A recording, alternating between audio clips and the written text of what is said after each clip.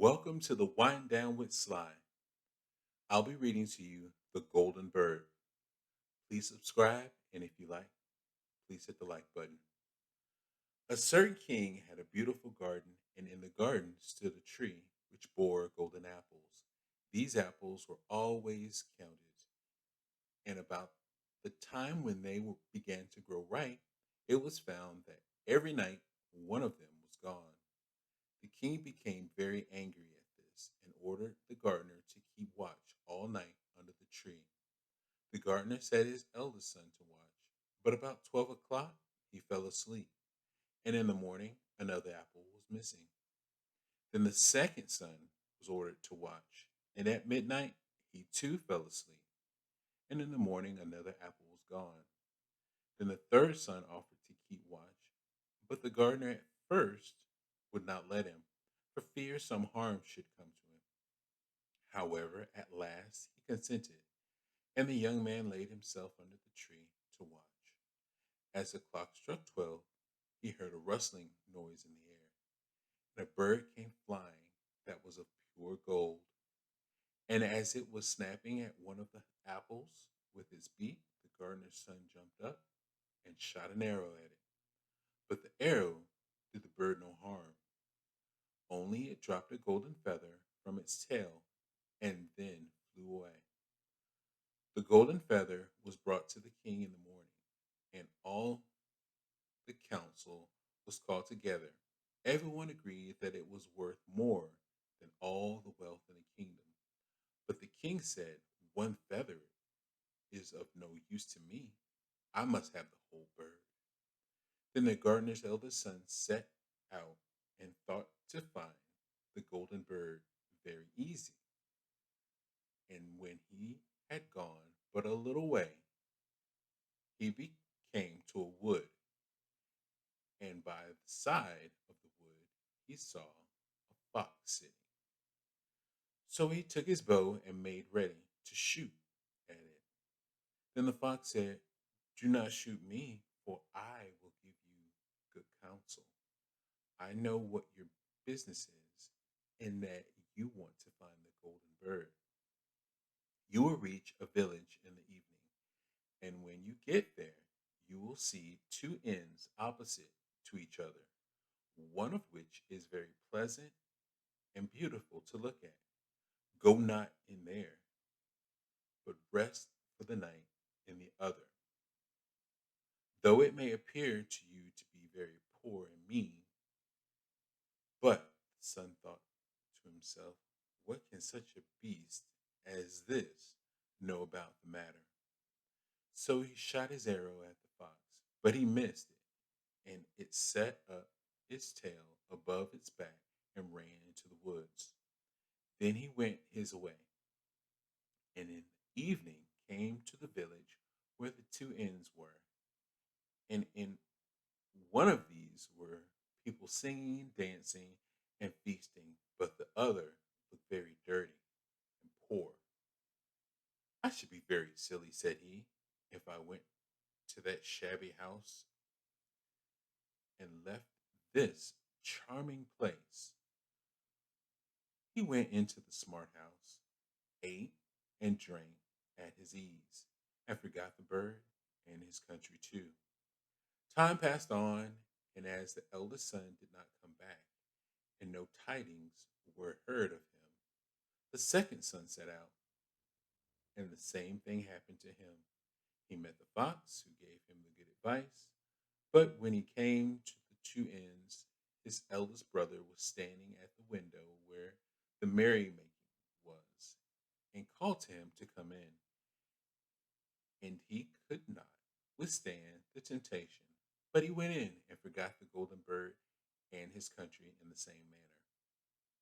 Time passed on again, and the youngest son too wished to set out in the wide world to seek for the golden bird. But his father would not listen to it for a long while, for he was very fond of his son and was afraid that some ill luck might happen to him also and prevent his coming back. However, at last it was agreed he should go. for he would not rest at home. And as he came to the wood, he met the fox and heard the same good counsel. But he was thankful to the fox and did not attempt his life as his brothers had done. So the fox said, "Sit upon my tail, and you will travel faster." So he sat down, and the fox began to run. And away they went over stock and stone so quickly that their hair whistled in the wind. When they came to the village, the son followed the fox's counsel, and without looking about him, went to the shabby inn and rested there all night at his ease. And in the morning came the fox again and met him as he was beginning his journey, and said, "Go straight forward till you come to a castle, before which lie a whole troop of soldiers fast asleep and snoring. Take no notice of them, but go into the castle and pass on and on till you come to a room where the golden bird sits in a wooden cage. Close by is standing a beautiful golden cage, but do not try to take the bird out of the shabby cage and put it in the handsome one. Otherwise, you will repent it." Then the fox stretched out his tail again, and the young man sat himself down, and away they went over stock and stone till their hairs whistled in the wind. Before the castle gate, all was as the foxes had said. So the son went in and found the chamber where the golden bird hung its wooden cage, and below stood the golden cage, and the three golden apples that had been lost were lying close by it. Then thought he to himself, "It would be a very droll thing to bring away such a fine bird in a shabby cage." So he opened the door and took hold of it and put it into the golden cage. But the bird set up such a loud scream that all the soldiers awoke, and they took him prisoner and carried him before the king. The next morning, the court set to judge him, and when all was heard, it sentenced him to die unless he would bring the king the golden horse, which could run as swiftly as the wind. And if he did this, he was to have the golden bird given him for his own. So he set out once more on his journey, sighing in great despair, when on a sudden his friend the fox met him and said, "You see now what has happened on account of your not listening to my counsel. I will still, however, tell you how to find the golden horse. If you do as I bid you, you must go straight on till you come to the castle where the horse stands in his stall. By his side will lie the groom, fast asleep and snoring. Take away the horse quietly, but be sure to put the old leathern saddle upon him, and not the golden one that is close by it." Then Sun sat down on the fox's tail, and away they went over the stock and stone till their hairs whistled in the wind. All went right, and the groom lay snoring with his hands upon the golden saddle. But when the son looked at the horse, he thought it'd be great pity to put the leathern saddle upon it. "I will give him the good one," said he. "I am sure he deserves it." As he took up the golden saddle, the groom awoke and cried out so loud that all the guardsmen ran in and took him prisoner. And in the morning, he was again brought before the court to be judged and was sentenced to die. But it was agreed that if he could bring thither the beautiful princess, he should live and have the bird and the horse given him for his own.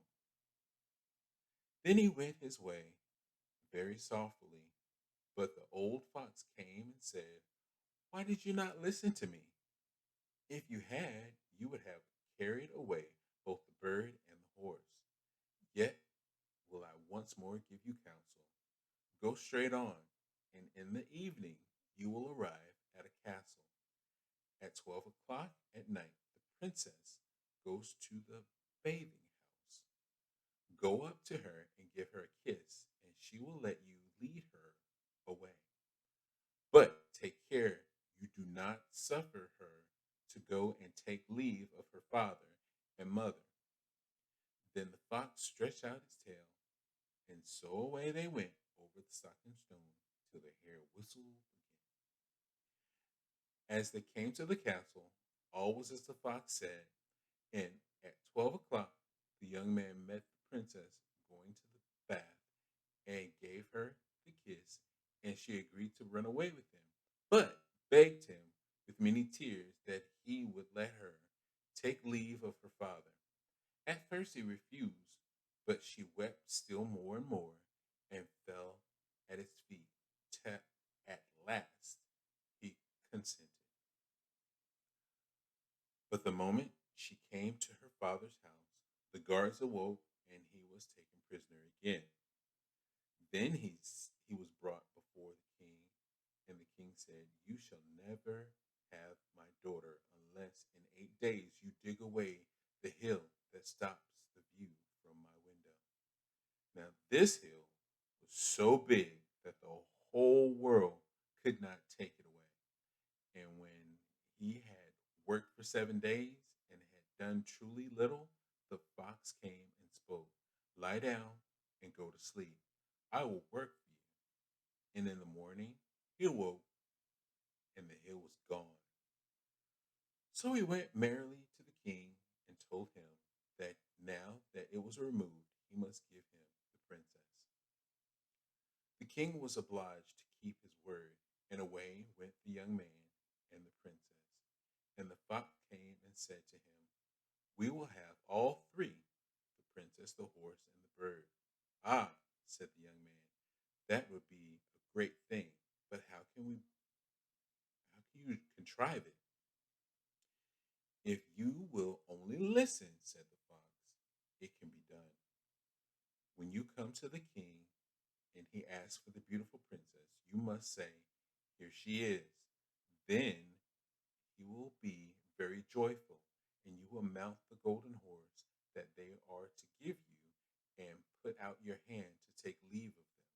But shake hands with the princess last, then lift her quickly on the horse behind you. Clap your spurs to its side and gallop away as fast as you can." All went right.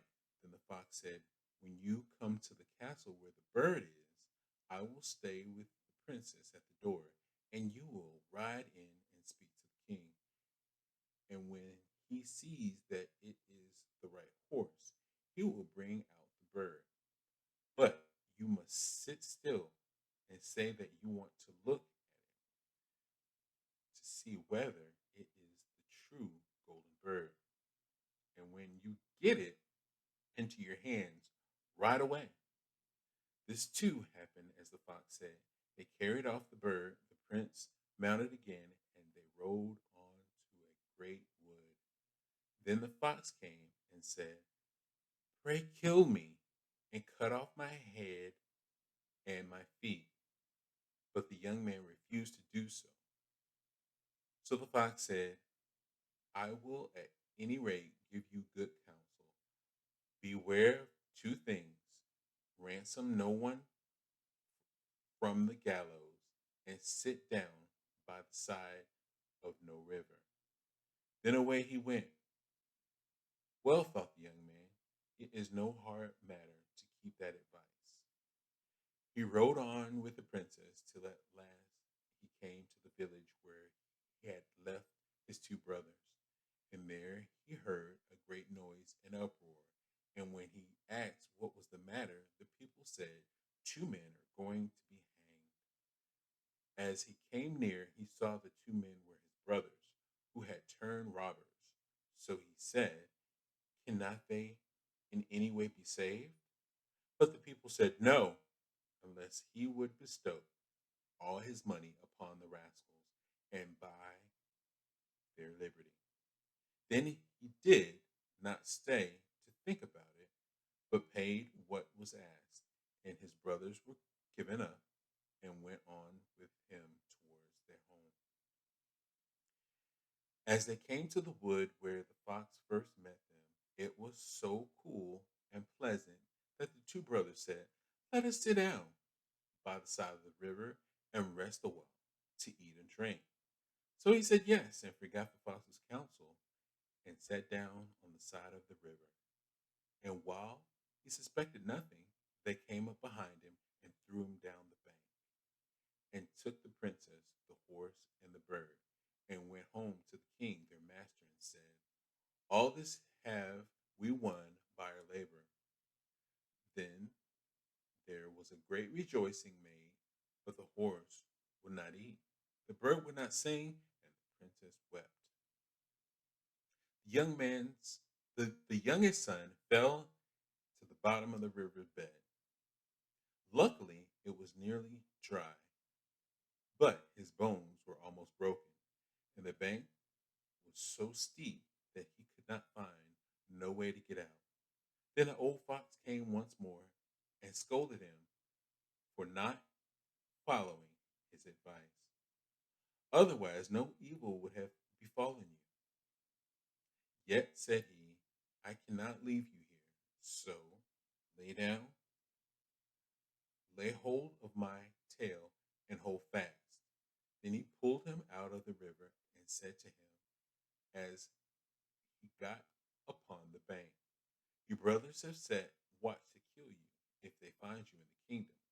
So he dressed himself as a poor man and came secretly to the king's court and was scarcely within the door when the horse began to eat and the bird to sing and the princess left off weeping. Then he went to the king and told him of his brother's roguery, and they were seized and punished, and he had the princess given to him again. And after the king's death, he was heir to the kingdom. A long while after, he went to walk one day in the wood, and the old fox met him and besought him with tears in his eyes to kill him and cut off his head and feet. And at last he did so. And in the moment, the fox was changed into a man and turned out to be the brother of the princess who had been lost a great many years. The end. Thank you for listening. If you enjoyed, please subscribe. Hit that like button if you don't mind. I appreciate it. Thank you.